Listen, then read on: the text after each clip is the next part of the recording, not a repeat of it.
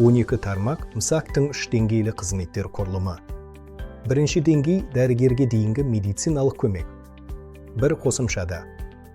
Бұл фельдшер, акушер, мейіргер көрсететін көмек. Дәрігердің қатысуын талап етпейтін жағдайлар.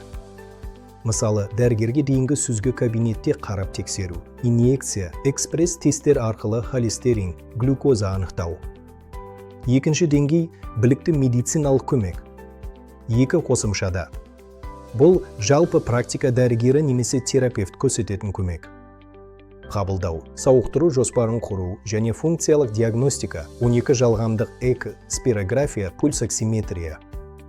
3 деңгей медициналар әлеуметтік көмек. 3 қосымшада. Әлеуметтік қызметкер мен психолог көрсетеді. Психологтың қабылдауы, бала суицидінің профилактикасы, жасөспірімдік бейімделу мәселелері бойынша кеңес. Бұл 3 деңгей бір команда. Әр пациент бойынша мамандар бір ақпараттық жүйеде жұмыс істеуі тиіс. 14 тармақ. Пациент МСАК-қа алғаш жүгінгенде тіркеу орнында 052 нысаны бойынша амбулаториялық карта ресімделеді.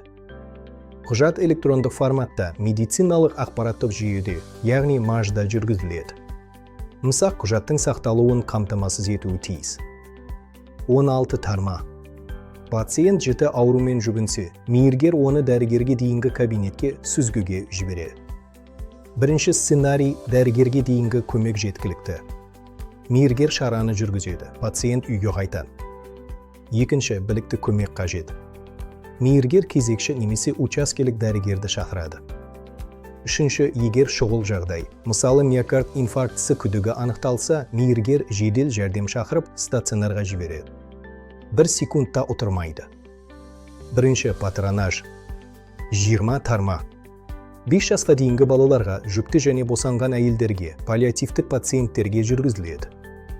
Жүкті әйелге 12 мен 32 апта аралығында 2 рет, ал бала туылған соң 5 жасқа дейін 9 рет патронаж жасалады. Екінші, белсенді бару. 28 тармақ. Стационардан шыққанда немесе жүкті әйел қабылдауға 3 күн келмесе, мейіргер үйге барады. Үшінші, үйге шақыру. Мейіргер үшін дене қызуы 38 градус ысым жоғарылауы. Дәрігер үшін ауыр жай-күй. Төртінші, үй жағдайындағы стационар. 32 тармақ. Пациент үйін келе алмаса, емшаралар мен манипуляциялар үйде жүргізіледі.